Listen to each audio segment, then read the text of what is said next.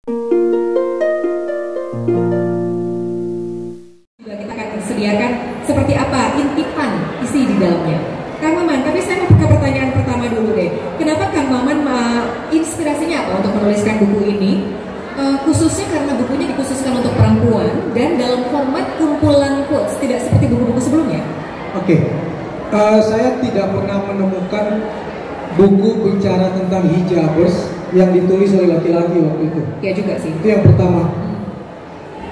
Lalu yang kedua, saya hidup di 3 era di mana pada satu titik tidak ada siswa yang berjilbab. Jadi makhluk yang berjilbab saat itu adalah makhluk aneh, makhluk asing, makhluk yang sangat minoritas. Sebab untuk bikin foto KTP pun kuping harus terlihat. Oke. Untuk bikin paspor kuping harus terlihat. Untuk berjilbab rata-rata dibully. Keluarga saya berjilbab pasti dibully, diketawain, diejek. Wow, ada ninja datang ke sekolah. Itu memukul saya karena tidak cuma teman-teman saya yang membuli, tapi bahkan negara pun tidak memberi ruang pada orang-orang yang berjilbab saat itu. Pada titik itu saya sudah merekam semua peristiwa itu dan nenek saya lah yang tetap nekat berjilbab dengan segala hinaannya dan dia tidak pernah dendam. Nenek tuh cuma bilang ya dia belum dapat pencerahan aja, jadi nggak usah dimarahin. Pada satu titik nanti kamu akan ketemu waktu di mana justru kamu akan lebih sulit melihat orang yang tidak berjilbab di satu masa. Kayak hari ini, begitu saya lihat coba berapa orang yang tidak berjilbab, kan hampir tidak ada malah. Jadi apa yang diucapkan nenek saya waktu itu terwujud hari ini misalnya. Tetapi kalau kamu sudah menjadi mayoritas dalam menggunakan jilbab, bukan berarti kamu punya hak untuk menghina balik orang yang tidak berjilbab. Ya.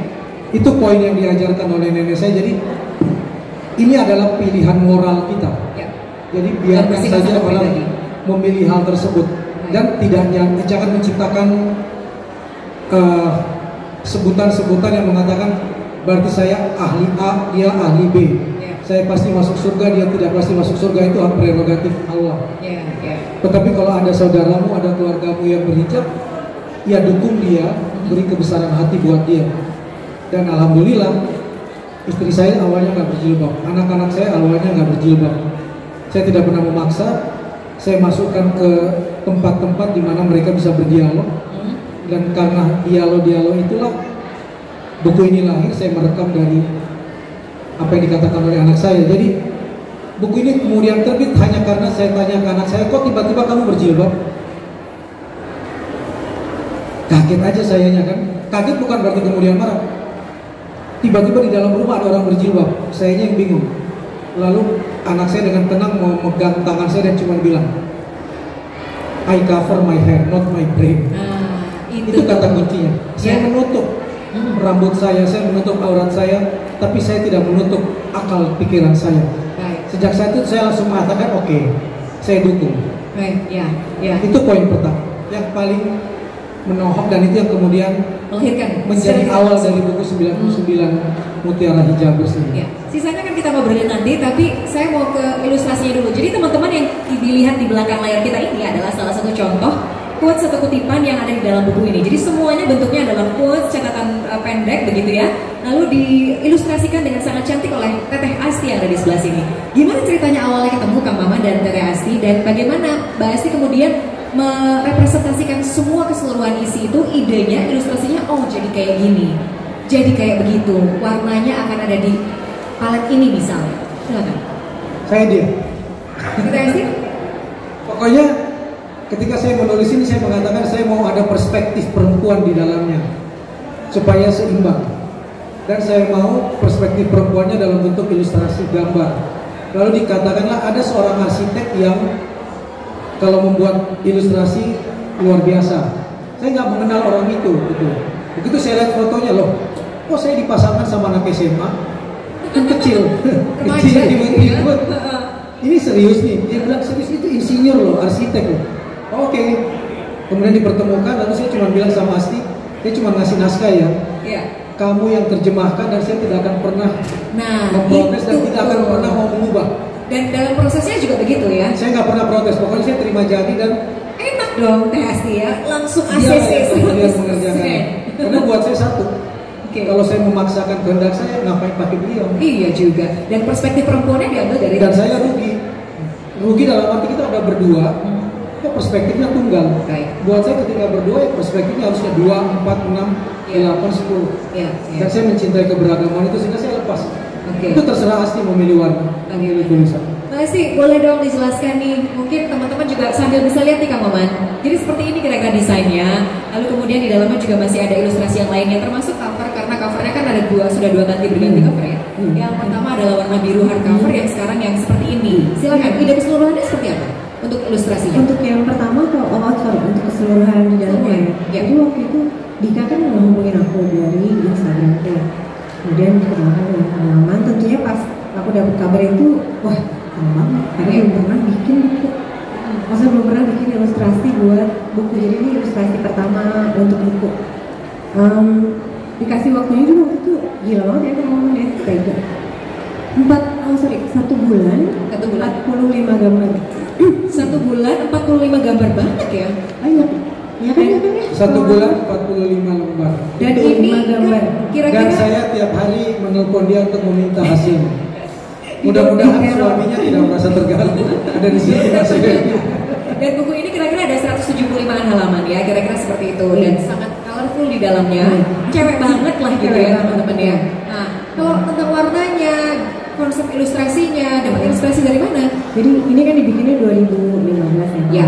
Nah saat itu aku lagi sukanya gambar bunga. Jadi kayaknya apapun pengennya gambarnya bunga.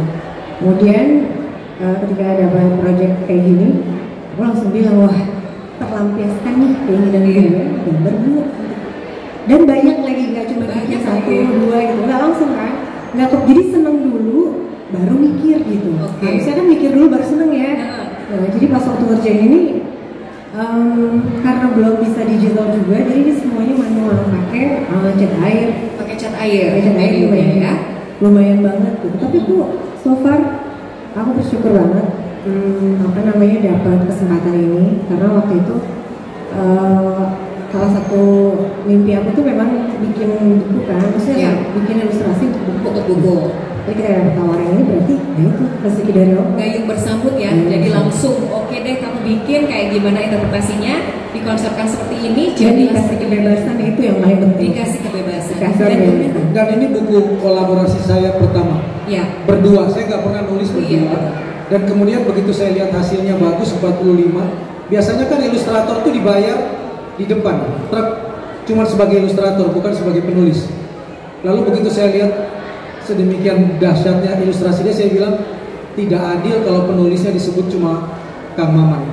Sehingga saya harus mengatakan buku ini bukan bukunya Kang Maman sendiri tapi buku kami berdua. Sehingga royaltinya pun bagi dua. royaltinya pun bagi dua.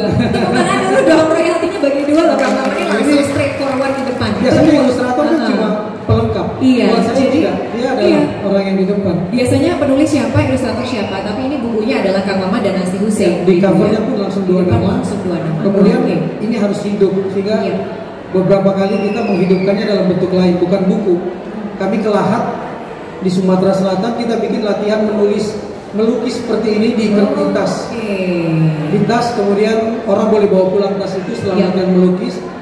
Lalu beliau jalan dengan gerakan melukis musola dengan tulisan-tulisan ayat-ayat suci. Baik. Jadi siapapun yang punya musola mau bekerja sama membuat Boleh banget ya. musolanya semakin indah, hubungi beliau lewat saya, 20% untuk saya. Oke, tetap nih ternyata ya berapa persen, tapi nanti bisa itu nanti ya, bisa berkolaborasi dan karena itu memang tujuannya untuk menebar kebaikan atau inspirasi. Ada teman-teman yang mau bertanya? Oke, saja. Boleh sebutkan namanya dan pertanyaannya apa? Untuk teman-teman yang sedang ada di area sekitaran JCC, silakan menuju ke hall utama ya. Kami masih akan berlangsung. Ini tanggal cerita. Suatu kehormatan juga bisa bertanya langsung sama penulis. Sebetulnya saya pas awal lihat, saya nggak tahu buku ini pertamanya. Ya. Oh, terima kasih. Teman-teman, kalau boleh saya share, ini mengingatkan kita pada nenek, pada ibu, karena Kang Maman memulainya dengan cerita pribadinya dengan sang nenek dan itu sangat menyentuh betul sekali, teman-teman boleh membaca bukunya. Dan cinta kita Untuk para perempuan-perempuan di sini Pak, makasih. Terlepas itu, saya lebih senang sama ilustrasi lucu ya. Iya lucu. Apa sih? Ini kan tadi sempat ada pertanyaan gini, kan ini terlalu feminin banget gitu ya. Apa ada gak sih untuk ngedesain tapi supaya para pria juga bisa ngebaca dan kayak lebih apa sih, lebih ke pria-pria banget. Oke. Terus satu lagi boleh? Boleh, silakan. Kan ini ada banyak warnanya ya Mbak, maksudnya kayak tapi saya nggak lihat oranye atau apa dan sebagainya. Atau kan memang Mbak memilih warna-warna ini memang kan setiap warna ada arti, dan setiap arti apakah warna ini termasuk ke dalam, misalkan ada kata-katanya, nah itu tuh terhubung nggak sampai ke arah situ kah? Atau memang sekedar oh ya udah. Para pria juga boleh mengintip dong gitu dari perspektif laki-lakinya gitu ya, atau seperti itu, dan nanti akan dilanjutkan dengan Teteh Asti soal ilustrasinya ya. Dalam diri laki-laki tidak cuma ada maskulinitas, ada juga DNA perempuan di dalam diri kita. Saya selalu percaya bahwa ada sifat androgini di dalam diri manusia. Saya tidak pernah percaya bahwa perempuan boleh nangis, laki-laki tidak. Justru itu yang membuat saya menderita kalau saya dilarang nangis, kalau saya kehilangan nuansa keperempuanan itu, nuansa cinta, nuansa kasih sayang, main perasaan. Jadi kalau manusia disekat, ini nalar, ini perasaan, buat saya justru itu yang salah, itu harus diubah hari ini. Karena perjuangan kesetaraan itu sebenarnya hanya ingin mengembalikan kita ke takdir yang lama, bahwa kita dilahirkan juga dengan paduan sifat-sifat itu. Jadi saya orang yang tidak pernah setuju kalau anak laki lahir pakai selimut biru, kalau anak perempuan lahir pakai selimut pink. Saya adalah orang dengan laki-laki yang mungkin koleksi baju pink saya paling banyak. Sengaja saya ingin melabrak itu, bahwa jahat banget ya, warna pun dibikin jenis kelamin misalnya. Buat saya itu nggak boleh ada sekat-sekat seperti itu. Yang kedua, buku ini betul-betul memang saya persembahkan untuk nenek saya yang buta huruf, tidak lulus SD, dan terlihat di depan mata saya ketika azan berkumandang. Dia punya warung kecil di Makassar. Ketika azan berkumandang, walaupun warungnya lagi penuh, dia pasti usir semua orang. Dia tutup warungnya dan dia langsung lari ke masjid. Berulang-ulang kali, duhur, asar, maghrib, isya. Sampai saya sebagai anak kecil kaget. Kok kayak menolak rezeki ya, lagi banyak orang diusir karena azan. Apa kata nenek saya? Saya kan buta huruf. Saya kan tidak bisa membaca, tidak bisa baca Al-Quran bahkan. Saya cuma bisa baca Al-Fatihah dan surat-surat kecil. Nah, kalau saya terlambat ke masjid, ketinggalan satu rakaat, saya nggak tahu lagi bagaimana melanjutkannya. Sehingga saya harus ada dari awal, supaya saya tinggal mengikuti imam. Saya kan makmum saja. Itu terngiang betul di telinga saya, sehingga pada satu hari saya pulang dari pesantren, nenek saya cuma bilang begini, kan kamu sekarang udah jadi santri, boleh nggak kamu ajarin saya sholat, supaya saya nanti bisa sholat sendiri. Lalu saya ajarinlah dia sholat, dan kemudian dia mempraktekkan itu di depan saya. Saya pakai jurus pendeklah 30 itu, dan ketika sudah selesai dan dia bisa sholat dan bacaannya benar menurut telinga saya, dia memeluk saya dan mengatakan satu, saya sudah siap. Saya nggak tahu apa kata siap. 3 bulan kemudian ibu saya datang ke rumah dan menangis dan mengatakan, nenek kamu divonis kanker stadium akhir. Dan umurnya kata dokter tinggal menghitung hari. Ketika saya menangis, nenek saya cuma bilang, kan saya pernah bilang saya sudah siap, man. Kenapa kamu nangis? Saya sudah bisa sholat, jadi saya sudah siap. Satu malam saya tidur dengan nenek saya dalam pelukannya di depan rumah saya, tidak jauh dari Pantai Losari. Tiba-tiba saya merasa ada air pantai itu masuk ke dalam rumah. Badan saya basah. Begitu saya melek, ternyata bukan air tapi darah yang mengucur dari seluruh pori-pori dan lubang yang ada di tubuh nenek saya. Karena dia kanker rahimnya memang udah selesai, udah di tingkat yang paling akhir.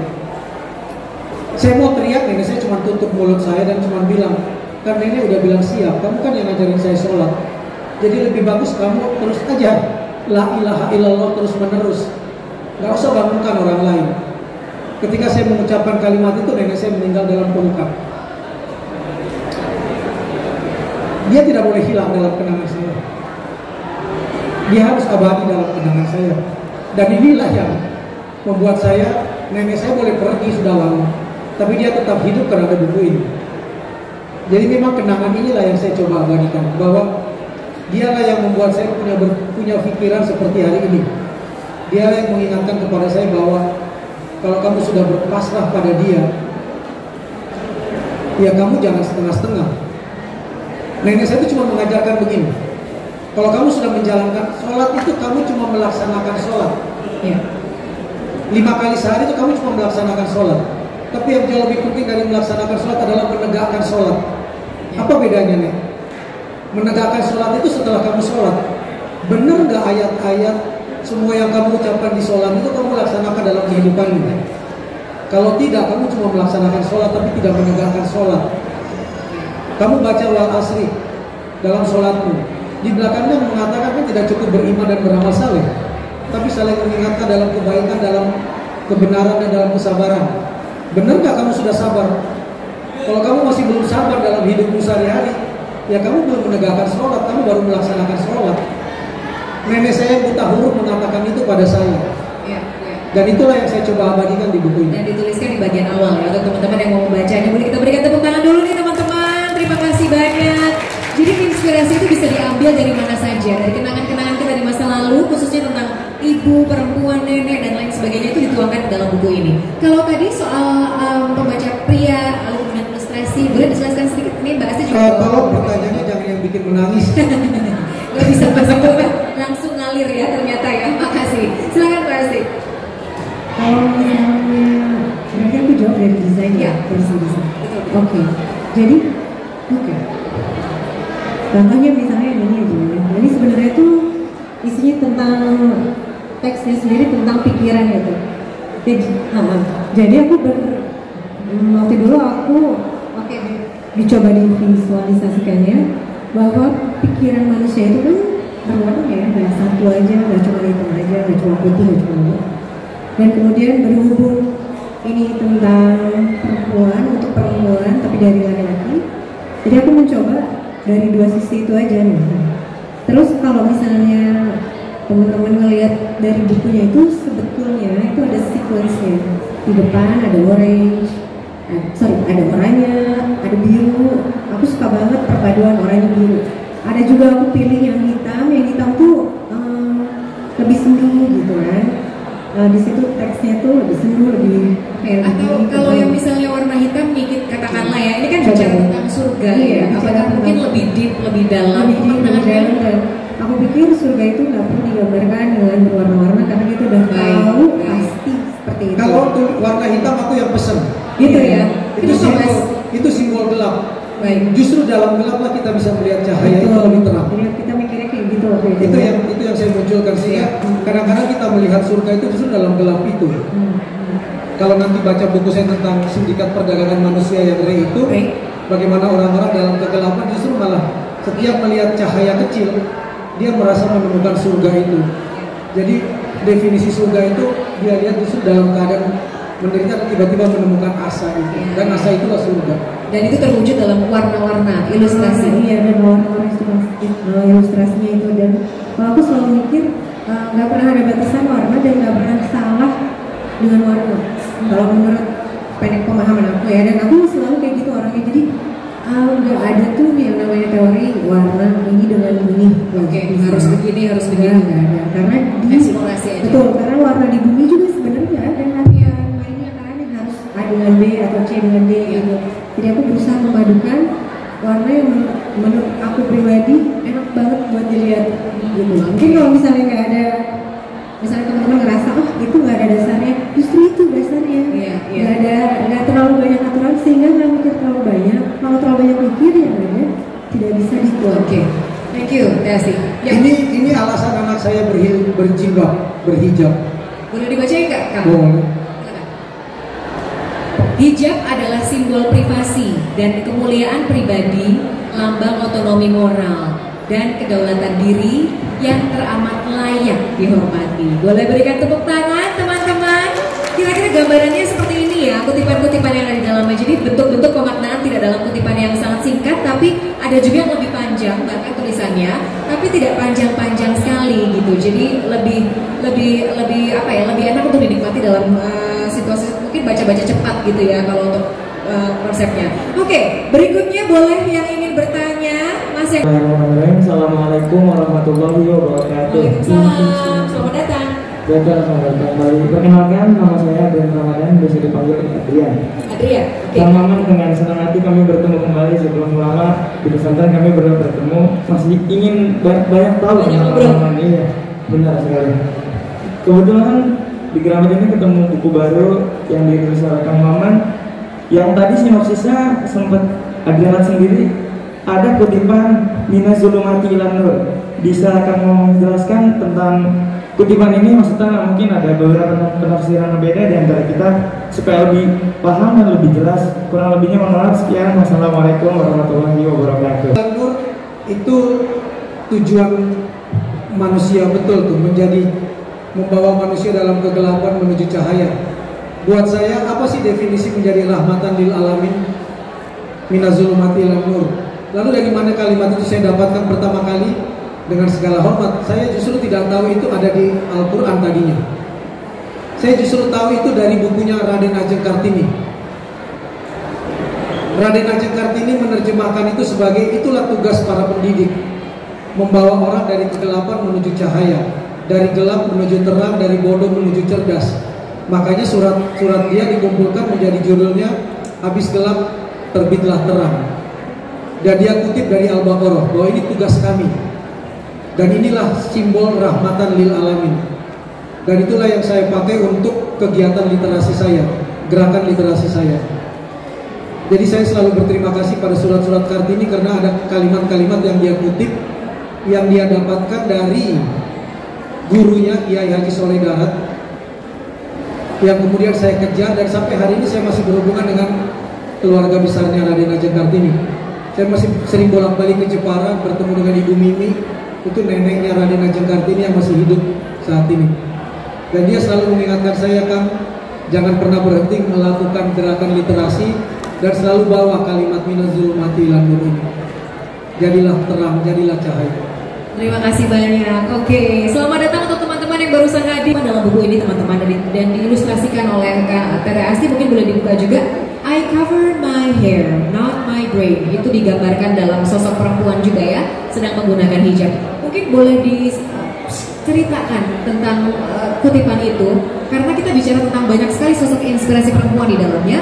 Mulai dari nenek, mulai dari cinta ibu, cinta kasih ibu, lalu kemudian juga tadi Kang Maman bicara soal Raden Ajeng Kartini dengan membawa pelitanya untuk seluruh masyarakat Indonesia. Silakan Kang Maman, persepsi saya beruntung betul punya sahabat-sahabat berhijab yang kemudian tidak menjadikan hijab itu sebagai batasan untuk bergerak. Dia tetap maju misalnya. Saya kasih contoh lah yang sederhana ada di depan mata saya. Ada sahabat saya namanya Rana Baswedan. Ayo Rana berdiri. Halo Mbak Rana, boleh berdiri? Nah ini namanya Mbak Rana Baswedan. Terima kasih sudah hadir ya Mbak. Saya mengenalnya dalam bentuk yang sangat unik. Dari namanya Rana Baswedan kita udah tahu lah dia sepupunya Pak Anies. Pak Anies Baswedan gitu kan. Saya bukan pemilihnya Anies Baswedan, jujur waktu itu. Tapi kemudian saya terjembatani oleh dia. Saya mendengar pemahaman dia. Yang memperkenalkan saya Rahayu Saraswati Joyo Hadikusumo, Partai Gerindra. Sementara dia bekerja sebagai tenaga ahli Partai Nasdem. Sementara Pak Anies bukan dari Nasdem, bukan dari Gerindra misalnya. Lalu kami bisa berdialog. Saya cuma ingin membuka wawasan seseorang bahwa jangan pernah mau dikotak-kotakan hanya karena pilihan. Allah menciptakan kita beragam dan menjadikan keberagaman sebagai berkah. Kalau kita terkotak-kotak seperti kondisi di Twitter hari ini, cuma ada kecebong dan kampret, saya tidak bisa membayangkan Indonesia 10-20 tahun ke depan, mungkinkah dia akan bernasib seperti negara Rwanda. Ada yang nonton Rwanda Hotel di sini? 1, 2, 3, Pak Anies Baswedan aja. Di keluarga Pak Anies tuh namanya Anies Baswedan yang membedakan tengahnya. Saudaranya Pak Anies juga namanya Pak Anies Baswedan, bapaknya Rana. Bayangkan nggak di Rwanda Hotel itu kita mendapat cerita kalau mau pemilu, kalau mau pilpres di sana itu cuma ada 2 suku besar, Hutu Tutsi. Demi memenangkan pertarungan, suku Hutu akan selalu mengejek suku lain sebagai nenek moyangnya iblis, keturunannya kecoa, boleh dibunuh. Tujuannya supaya apa? Supaya pilihan di sana habis, dia yang menang, yang hidup-hidup itu. Pertarungan-pertarungan besar seperti ini membuat kuburan manusia, kuburan massal. Mau nggak Indonesia seperti itu? Hurufnya udah sama nih, kak semua, kecebong, kampret, kecoa. Sehingga saya di Twitter akan selalu melakukan perdebatan untuk mengatakan, kalau sampai ini terus berlanjut, ada nggak di sini orang tua yang ingin nama anaknya diubah menjadi nama binatang? Nggak ada. Manusia saja marah.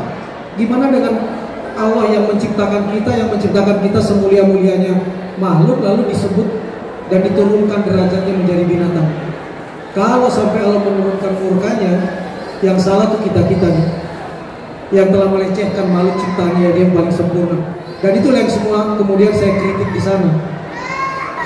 Jadi sederhana, dari kalimat I cover my head, saya cuma ingin bilang bahwa kami tidak sedang membuat sekat loh. Saudara-saudara saya berjilbab ini tidak sedang membuat sekat, berbeda dengan yang tidak berhijab. Kami membuka ruang-ruang dialog. Dan kalimat yang paling jauh dari anak saya lebih dahsyat lagi. Keberagaman bukan untuk diseragamkan, dan tidak bineka bukan Indonesia. Itu poin utama. Terima kasih. Boleh kita berikan tepuk tangan nih. Kalau yang tadi kan hanya misalnya ada ilustrasinya bunga dengan tulisan saja. Kenapa ini begitu spesial gitu ya? Ada sosok wanita di dalamnya. Boleh diceritain? Halaman 97. Betul gini. Kalau Saya senang banget lihat gambar ini. Yang ini ya? Karena dia jadi lebih cantik dari senyatanya. mungkin kalau pendek pemahaman aku ya, bahwa wanita pertama sebisa, kemudian istilah anak saya waktu itu girl boss. Girl boss. Itu Khadijah. Salah satu buku juga ya, Sofia Amoruso ya. Jadi girl boss pertama itu adalah Khadijah, istrinya Rasulullah. Jadi saya pikir waktu itu oke deh, nggak mungkin menggambarkan beliau, kan nggak mungkin, kita nggak pernah tahu seperti apa. Cuma di benak saya bahwa perempuan yang seperti saya gambarin saat itulah ya seperti ini, bajunya tertutup, kemudian santun, cuma mencerminkan kecerdasan, atau menurut aku aja ya, mencerminkan kecerdasan. Terus dia mandiri. Kemudian yang aku pilih sengaja warnanya kuning, ya karena aku suka banget warna kuning saat itu ya, dan suka banget beneran pakai kuning juga.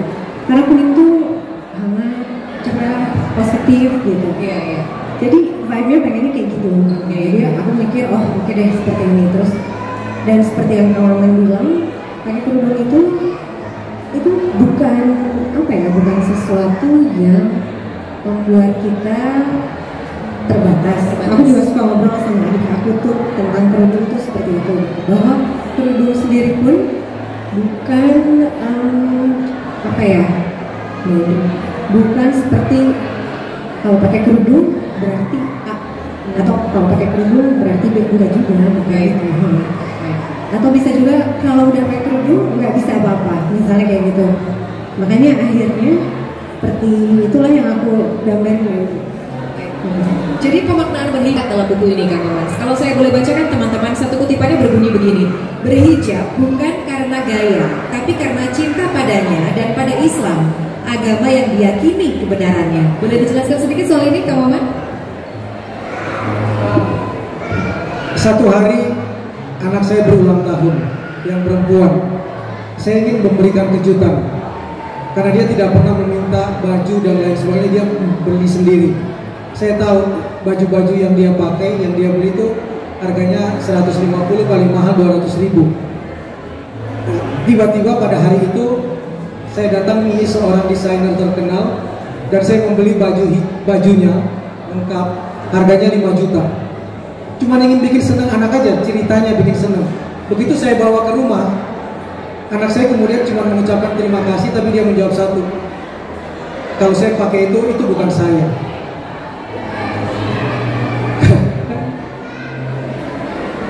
Jadi keinget momen itu ya Kak?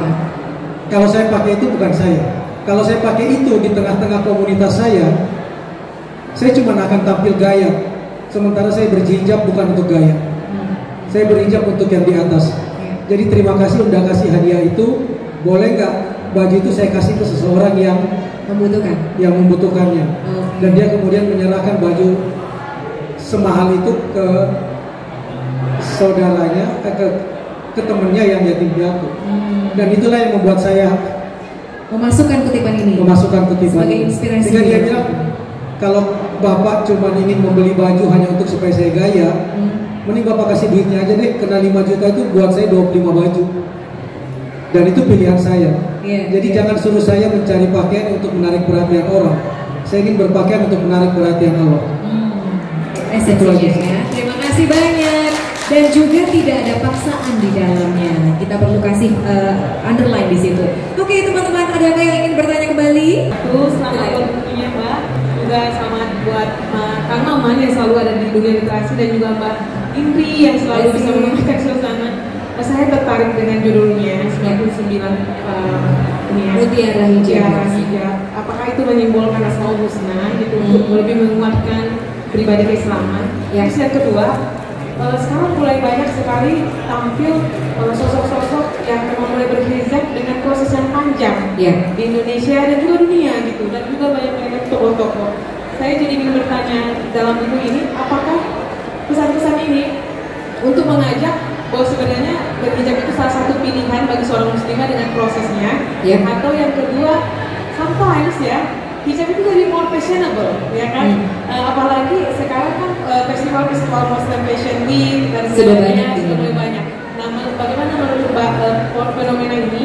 Apakah itu juga menunjukkan bahwa Islamophobia semakin berkurang? Terima kasih. Karya-karya puisi dia yang bahkan sudah diabadikan di Turki ya, sudah diterbitkan sana dan macam-macam.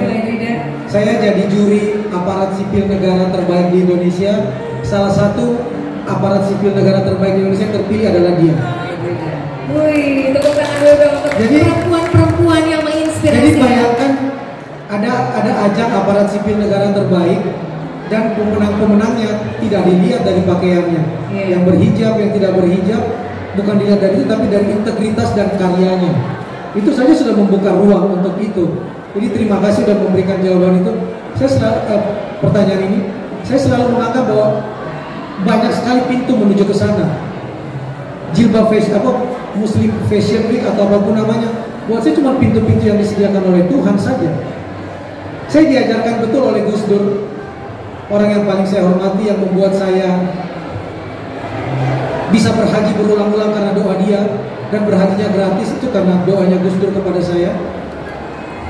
Saya tidak punya uang, saya bisa naik haji tahun 91, 92 Gus Dur bilang tahun depan berangkat haji lagi ya. Loh, Gus, saya 91 aja dibiayain kantor, saya kan hajinya Abidin atas biaya dinas.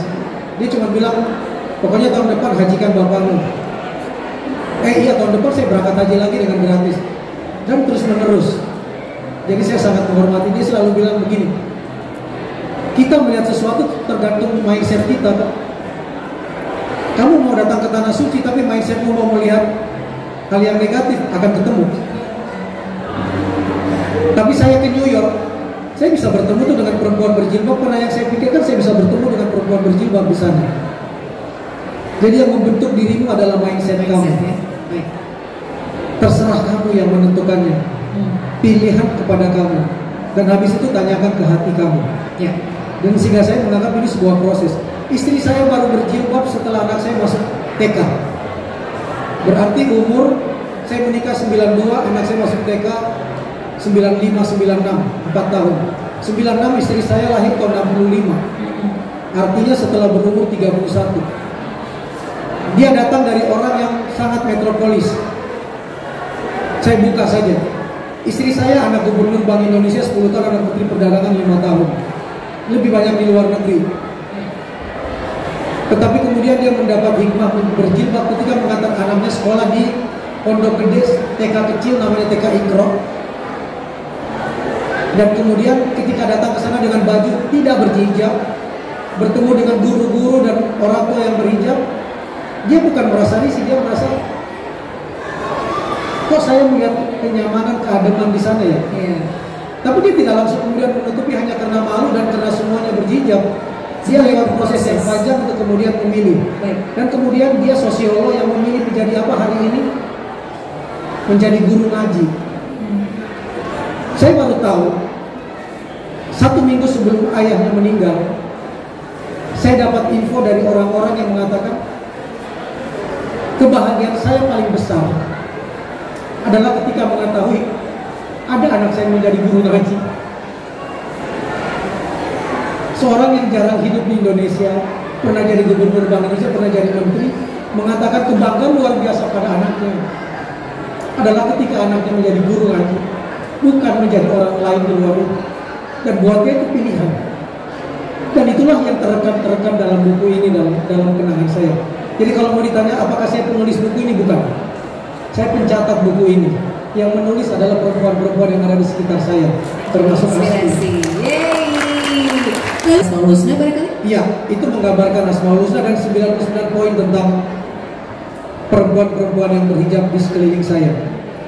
Jadi dari dia pula saya tahu bahwa saya kalau nanya ke istri saya, kamu mengalami Islamofobia, mengalami hal itu di depan publik dan lain sebagainya? Dia bilang tidak.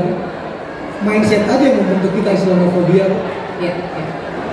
Saya aman bersembahyang, saya aman sholat, saya aman. Dan kalau ada orang yang sinis terhadap saya dan kemudian marah dan mempertanyakan hijab saya, hak saya, tanggung jawab saya untuk menjelaskan.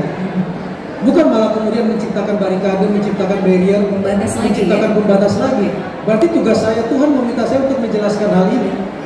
Jangan dimusuhi. Jadi bagaimana? Ginilah, saya ini hobi pada laut, padahal saya anak Makassar. Hanya karena saya pernah tenggelam kan, perahu pustaka saya tenggelam di Mandar, saya tenggelam di bawah air 15 menit. Orang sudah mengatakan saya meninggal, tapi saya diselamatkan oleh orang. Sejak itu saya tidak lagi mau datang ke lautan, padahal saya membawa buku keliling. Tiba-tiba guru saya bilang, untuk melawan hobi harus dihadapi dengan melawan fobi itu sendiri dengan kamu harus ke laut. Sehingga saya ke tempatnya Thomas Matulesi Patimura di Saparua, di gelombang yang sangat besar di perahu kecil kayu untuk melawan fobi itu. Saya lewati. Yang kedua saya keliling Karimun dan Batam pakai perahu kecil, di mana airnya di atas perahu saya untuk melawan fobi itu. Terakhir ketiga saya keliling Pulau Seribu pakai kapal pribadinya pemilik JNE. Saya ingin melawan itu 3 kali. Setelah itu saya mengatakan bahwa bisa kok melawan fobi itu, dan sekarang saya tidak punya rasa takut lagi terhadap lawan. Jadi ada yang bilang Islamofobia, lawan itu dengan kebesaran hati kita, bukan kemudian dengan menciptakan permusuhan. Terima kasih. Sehingga saya orang yang senang berpuasa di tengah komunitas yang tidak berpuasa. Dan saya tidak akan larang dia untuk makan depan mata saya. Justru ujian buat saya. Itu yang pertama. Yang kedua, nggak usah melihat kemudian, oh dia lebih mahal, lalu kemudian saya tergoda untuk itu. Karena yang diajarkan oleh agama saya satu. Kalau kita buka Al-Quran, semuanya diciptakan berpasang-pasangan, betul nggak Mbak? Oke, saya akan dialog dengan dirimu. Allah yang menjadikan tertawa, ini di Quran surat 53-43. Allah yang menjadikan tertawa dan lawannya tertawa apa? Sedih dan menangis. Oke, benar. Allah yang mematikan dan menghidupkan. Itu di Quran surat 53-40. Allah yang menciptakan laki-laki dan perempuan. Oke. Allah yang menciptakan kekayaan dan kemiskinan. Nggak ada dalam Al-Quran pasangan kekayaan adalah kemiskinan. Tapi Allah menciptakan kekayaan dan kecukupan. Yang menyempurnakan kecukupan itu adalah rasa syukur terhadap apa yang kita dapatkan. Jadi kalau kita punya baju 150.000, berbahagialah dengan 150.000 itu. Karena yang berpakaian 5 juta belum tentu sebahagia kamu. Tapi juga jangan kemudian mengatakan, dia 5 juta belum tentu lebih bahagia dari saya. Siapa tahu 5 juta bagi dia bisa beli 5 juta, tapi dia sudah menyumbangkan uangnya 100 juta untuk orang lain. Sehingga jangan pernah menciptakan dikotomi saya lebih bahagia dari dia. Setiap orang punya bahagianya masing-masing. Jadi bahagia itu datang dari mindset kita. Kalau kita mengatakan orang lain, kita iri pada orang lain, ya kita nggak akan pernah bahagia. Tapi Allah mengatakan satu, kalau kamu merasakan dirimu cukup, di situ kamu ketemu surga. Terima kasih. Iya, Kak Asti mungkin boleh menambahkan tadi pertanyaan keduanya adalah bagaimana caranya kita untuk mengajak orang lain gitu ya, dalam artian ini menggunakan hijab. Tapi mungkin punya pengalaman sendiri yang bisa di-share mungkin ya, untuk menggerakkan hati sama teman, keluarga, sahabat barangkali untuk istiqomah begitu. Ada pengalaman tidak? Pertanyaannya paling dasar seperti ini. Kenapa ya dua-dua anaknya Asti berhijab juga? Iya. Kamu berhijab karena ngikutin ibumu atau apa? Pilihan sendiri. Anaknya tersenyum dulu. Satu di ilmu sejarah UI, satu masih SMA. Dia berdiri dan pegang mic. Ini anaknya. Jadi bukan ibunya yang jawab. Ayo berdiri. Boleh berdiri? Iya, ini dua anaknya orang. bahasnya sudah remaja. Yang di belakangmu yang pegang mic, di belakang. Nah itu anak. Boleh berdiri saya? Anak Boleh berdiri. Kita yang mau belakang. perkenalkan aja. Ya, oke, dua orang. Berhijab karena Satunya lagi pribadi, pilihan. Mana mic-nya? Ada sesuatu. Atau dipaksa sama ibu enggak ya? Aku waktu itu pakai hijab itu sebelum menstruasi, jadi nggak sempat lewatin fase yang ragu. Soalnya aku cuma pakai kerudung itu karena sering buka majalah, sering lihat ini menstruasi pakai kerudung. Terus aku tiba-tiba pengen aja. Oke, jadi memang alasan pribadi ya. Kan? Bukan karena diminta ibu ya. Sama sekali tidak. Pengen pakai aja. Baik. Oke, ini adik ya pasti. Oke, kakaknya gimana kakaknya? Ini yang tinggi adiknya. Oh, kamu kakaknya. Oke. Kakaknya salah. Silakan kakak. Kalau aku pribadi sih, ya nggak ada paksaan. Tapi aku merasa aku juga pada hari-hari biasa itu baju aku juga nggak terlalu kebuka, kurang suka yang terlalu apa ya, dan ingin lebih tertutup. Aku merasa ada salahnya kalau misalnya pakai. Oke, baik. Dan terus ada paksaan untuk anak-anaknya ya. Terima kasih banyak. Jadi aku emang nggak maksa, tapi aku kasih pengertian aja. Dan kemudian mereka tuh sayang, cinta mati sama ayahnya ya, deket banget sama bapaknya. Jadi waktu itu aku nggak tahu mereka ingat atau enggak, jadi aku bilang sama mereka, nak sayang banget, sayang nggak sama ayah? Sayang banget, pokoknya mau cari suami kayak ayah, jadi udah nomor satu di dunia ya. Terus aku cuma bilang, nak kalau misalnya, aku nggak tahu itu salah atau enggak ya, cuma aku bilang kalau sayang sama ayah pakai kerudung nak, karena nanti beliau yang ditanya, karena kamu berdua adalah tanggung jawab beliau, jadi ringan lah tanggung jawabnya gitu, pakai aja gitu. Jadi sebenarnya sih itu aku nggak maksa sama sekali, jadi cuma cerita seperti itu aja. Jadi membuka dialog sebetulnya ya. Terus nanti pilihannya adalah karena membuka dialog itulah aku melarang dua anak saya berhijab. Aku melarang dua anak saya berhijab. Kok bisa? Laki. Oh, ya kalau itu sih gimana ya mau tutupnya ya? Kalau ini Henry, aku kasih referensi buat pakai kerudung, pakai hijab tuh, mereka masih muda-muda nih gitu kan. Oke, baik kalau begitu. Kayak gitu, jadi aku kasih referensi, buka dialog, buka pikiran gitu ya. Nanti tapi pada keputusan finalnya adalah keputusan masing-masing. Teman-teman ini mohon maaf tapi karena waktunya sudah diingatkan selesai. Boleh satu lagi. Saya Dr. Rahman dari pesantren Darul Fikri Cikarang Bekasi. Saya termasuk mengganggu Kang Maman, salah satunya karena Kang Maman bisa menjelaskan ayat dalam Al-Quran dengan makna yang tersirat sekalipun, seperti ayat Iqra yang saya pernah nonton video Kang Maman di suatu kedai berbicara tentang ayat Iqra, bagaimana membaca. Pertanyaan saya, fenomena sekarang ini banyak hijaber-hijaber yang diindikasikan mereka telah hijrah atau dapat hidayah seperti itu. Padahal kita tahu hijrah itu berarti berpindah dari keburukan menuju kebaikan. Terus dapat hidayah juga berarti mendapatkan petunjuk. Apakah memang mereka mendapatkan petunjuk atau kebaikan, atau yang logika terbaliknya, apakah yang belum memakai hijab belum baik atau belum mendapatkan petunjuk? Itu yang pertama. Ya. Jadi terkait dengan yang cerita Mbak Asti, ada satu ayat itu anfusakum wa ahlikum naro. Jagalah diri kamu dan keluarga kamu dari api neraka. Atau konteksnya tadi yang kalau Abi Kang Maman bisa berguna atau bahkan ke pesantren kami untuk memandu anak-anak santri bisa bulan keliling pesantren ngaji literasi namanya, dikelola oleh Gramedia. Saya jalan situ. Yang pertama saya selalu mau bilang begini, jangan selalu melihat hijrah tuh dari minas zulumati ilan nur, tapi dari baik menjadi lebih baik itu juga hijrah. Jadi jangan selalu lihatnya di hitam putih. Yang kedua, mari memaknai Iqra bukan sekedar perintah pertama, tapi setelah Iqra dalam Al-Quran ada 13 kali Allah mengatakan afala taqilun. Apakah kamu tidak berpikir? Afala yatadabbarun, afala tatafakkarun. Setelah Iqra, gunakan akalmu, gunakan pikiran kamu. Jadi melihat proses hijrahnya orang pun jangan hanya dari pandangan mata lalu kemudian bisa membaca secara keseluruhan. Kita butuh betul untuk memahami jauh lebih dalam tentang hal itu.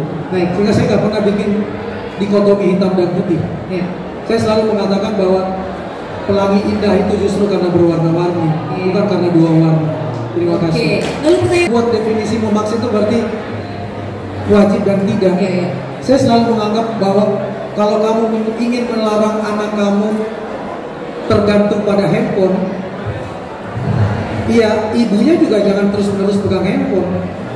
Saya ingin nanya nih pada anak-anak di sini, siapa yang pegang handphone lebih dari 3 jam sehari? Ayo, angkat pasti tangan. malu. Ayo. 6 jam sehari? Aku juga 8 jam sehari? Pasti ada kan? Tahu nggak hasil penelitian mengatakan orang yang memegang handphone lebih dari 3 jam sehari berpotensi mengalami gangguan jiwa karena tergantung pada handphonenya. Tapi bukan itu pertanyaan, saya cuma ingin nanya, kalian pegang handphone lebih dari 3 jam sehari? Ya. Pernah saya nanya ke anak itu, kenapa? Ya ibu saya 8 jam. Satu, berarti kan contoh. Yang kedua, kalau handphone kamu mati, kamu pegang handphone lebih dari 3 jam. Ya. Kamu memegang tangan ibumu berapa jam sehari?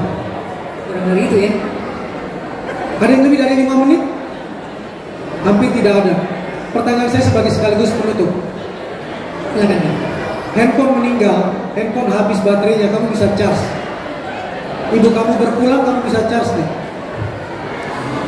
Maka mari mulai hari ini lebih banyak memegang tangan ibu dan mendoakan ibu daripada memegang handphone kalian. Terima kasih. Terima kasih, boleh kita berikan tepuk tangan yang sekencang-kencangnya untuk Kang Maman Suherman dan juga Mbak Asti Hussein selaku penulis dan juga ilustrator dari buku 99 Mutiara Hijabers untuk hari ini. Terima kasih banyak untuk teman-teman yang sudah bergabung dan nanti akan ada sesi signing dari Kang Maman akan diadakan di sekitar area depan panggung ini ya. Untuk